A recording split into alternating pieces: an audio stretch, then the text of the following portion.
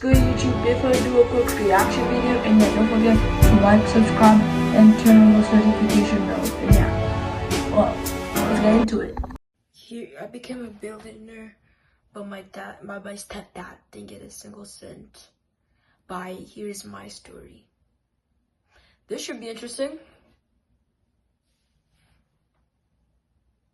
Welcome to Here's My Story channel. I'm Matt. My stepdad is one of the most stingy people in the world. I'm sure you'll agree with me once I tell you some of our house rules. When we use the bathroom at night, we're not allowed to turn on the light. My stepdad says, "You already know where you're going to do it. Why do you have to see it?" We can throw out a tea bag only after it's been used 3 times. In the winter, we can't turn on the heater until the temperature outside drops down to 15 degrees. We have to wear jackets. Your stepdad's evil. Or dad.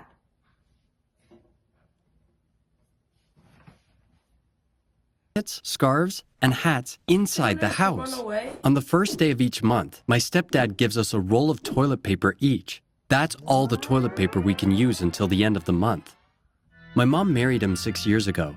That's how long we've had to tolerate this guy's stinginess. My real dad left us. My mom used to be a housewife. When they got divorced, she started working at a dry cleaner's. We had almost no money left after paying our rent. We were barely getting by. My stepdad Hugh was my mom's boss. His wife had cancer for a long time. When she passed, Hugh was left alone with his young daughter. What? Because he needed someone to look after his daughter, he asked my mom to marry him. When my mom told me this, I was totally against it, but she wouldn't listen to me. If I don't marry Hugh, we won't have any money. This marriage can save us. Maybe you'll get to be able to go to college. Why not get a job as a McDonald's worker?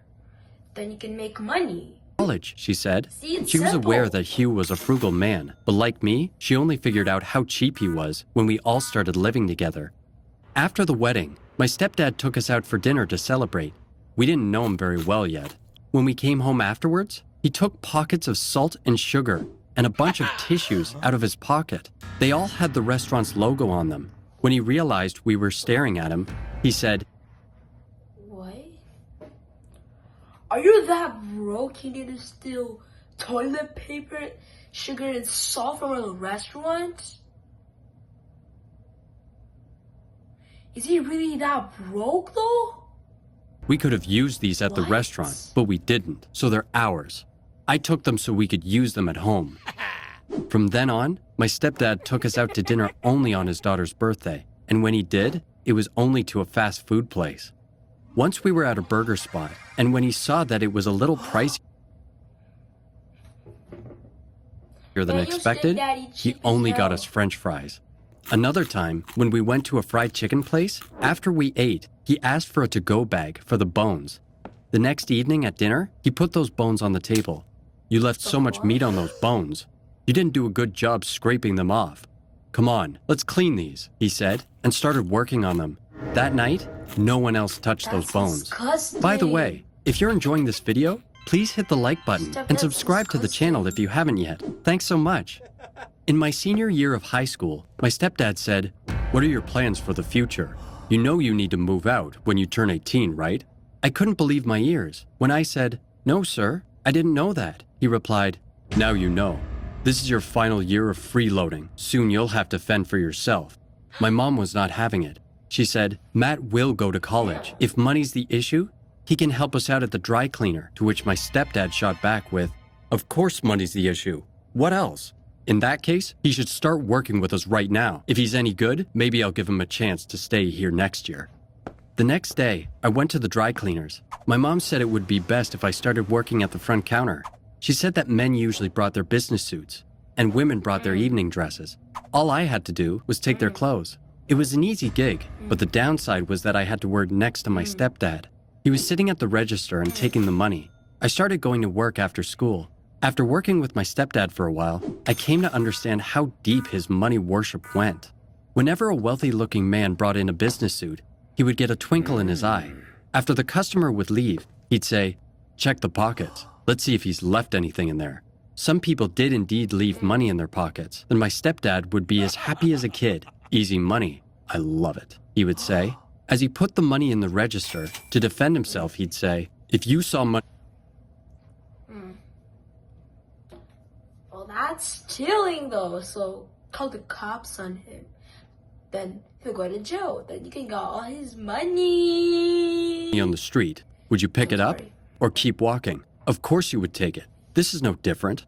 If the person who brought in a suit was middle class, he'd look down on them and say, these losers either have dirty tissues or lottery tickets in their pockets. They spend their lives dreaming. Unfortunately, he'd be right. We would never find any money in their pockets. Once we found a Powerball ticket in a jacket, I was annoyed that my stepdad was right again. In the other pocket, there was a piece of paper. When I opened it, I saw that it was a hospital bill. It was for a lot of money. I remembered the guy who dropped off the suit. It was obvious that he didn't have a lot of money. I felt sad for him and thought maybe the lottery ticket was his last hope. The next day, when the guy showed up to take his suit back, I said to him, I found these in your pocket, and gave him back the lottery ticket and hospital bill. My daughter is in the hospital. I wore that jacket the last time to visit her. I was really distracted that day. I forgot to check my pockets, he said. No problem. I hope your daughter feels better soon, I replied. My stepdad overheard the conversation. That night at home, he said to my mom, this kid is really naive. I tell him anything that comes out of those pockets is ours. He's still going around giving customers back the things we find. When my mom said, Matt... I have a question. Don't you guys have cameras? Can you guys videotape whatever he's doing and show it to the police and get all his money? You know what I'm saying? You know what I'm saying? Did the right thing. My stepdad got mad. In that case, when the time comes, you will also leave this house along with your son. I regret spending my money on both of you, he said. My mom got really upset. She started crying. I couldn't sleep that night. I didn't have to put up with my stepdad. I promised myself I'd leave home the first chance I got and take my mom with me. A week passed. I came to the dry cleaners after school, as always. When I walked in, my stepdad said, this gentleman has been waiting for you for a while. He says he has a present for you. It was the customer with the daughter in the hospital. He said with a smile, well, young man, I'm about to give you a present, and you certainly deserve it. Would you please come outside with me? My stepdad was trying to understand what was going on. He followed us outside. The man made a phone call. Shortly after, one of those armored vehicles used by banks to transfer money showed up. 2 armed guards got out. They opened the barn doors of the vehicle. Both my stepdad and I were shocked. It was stacked. See, this I can tell this is not realistic. Who in their right minds gives out $1 million? You'd have used it to help your child. Your daughter's in the hospital. Help her out with $1 million. Not give some random kid who gave you a lottery ticket. And it's a 3 out of 10 chance you're gonna win it. And yeah, maybe those $1 million you might want them, but why not at least take half? Give it $500K. You take the other $500K. Full of money. You won it. I was even more shocked when our customer pointed to the money and said, young man, half of this is yours. What? Am I being pranked? I barely muttered. Oh. The guy whose name I later learned was Keith put his hand on my shoulder. No, I'm serious, he said, and started explaining. Remember that Powerball ticket you returned to me? I hit the jackpot with it. There's $84 million in this vehicle right now. 42 million of it is yours. You could have chosen to not give me back the ticket, but you did. 42 million? Who's handing out 42 million? Are you stupid?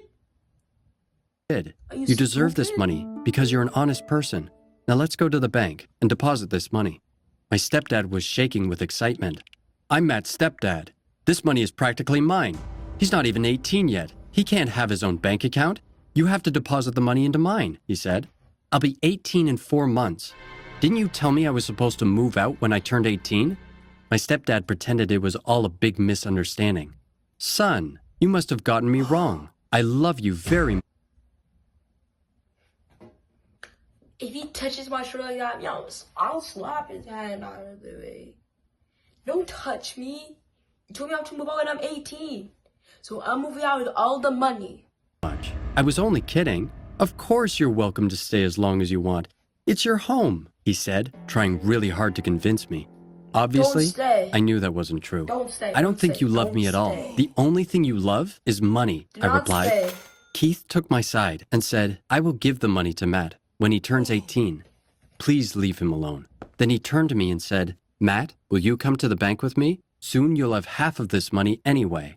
My stepdad turned red with fury, but there was absolutely nothing he could do. We went to the bank and then to the hospital. Keith's daughter had a rare and very serious disease. She had been in the hospital for a long time. Keith had to sell their house and his car to be able to pay her hospital bills. Even that wasn't enough, so he was selling everything he could, including his clothes. That's why he brought in the suit to the dry cleaners in the first place. He wanted to get it clean so he could sell it. Thankfully, winning the lottery solved his money problems, and he could now afford to care for his daughter. It's been only a month since it happened. Keith bought a new house, a mansion in fact. My mom and I moved in with him. We'll be buying our own house soon, but first we're waiting to find out which college I'll be attending. If I go to college in another city, maybe we can buy our house there. By the way, my stepsister Daphne is living with us. Her dad, that is, my ex-stepdad, didn't mind her coming with us. He comes to visit her sometimes. Daphne is happier with you, he says. But I think that's not the real reason why he let her come with us. He's happy to have someone else take care of his daughter. This way, he can keep his money all to himself.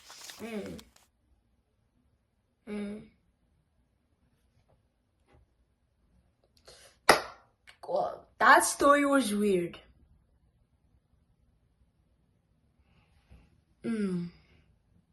First of all, okay, at least help the man.